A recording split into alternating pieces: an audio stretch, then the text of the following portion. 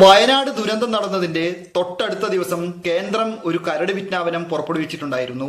പശ്ചിമഘട്ട മലനിരകളിലെ പരിസ്ഥിതി ലോല പ്രദേശങ്ങളെ കുറിച്ചുള്ള കരട് വിജ്ഞാപനമായിരുന്നു അത്. കേരളത്തിൽ നിന്നും 9993.7 ചതുരശ്ര കിലോമീറ്ററാണ് പരിസ്ഥിതി ലോലം എന്ന് കണ്ടെത്തിയിരിക്കുന്നത്. അതായത് കേരളത്തിന്റെ ആകെ വിസ്തീർണത്തിന്റെ 1/3 വരും ഈ സ്ഥലങ്ങൾ എന്ന് പറയുന്നത്. ഏറ്റവും കൂടുതൽ ഗ്രാമങ്ങൾ ഇത്തരത്തിലുള്ളത് ഇടുക്കി ജില്ലയിലാണ്. 51ഓളം ഗ്രാമങ്ങളുണ്ട് പരിസ്ഥിതി ലോലമായിട്ട്. വയനാട് ജില്ലയിൽ 13ഓളം ഗ്രാമങ്ങളാണ് ഇത്തരത്തിൽ പരിസ്ഥിതി ലോലം എന്ന് കണ്ടെത്തിയിരിക്കുന്നത്.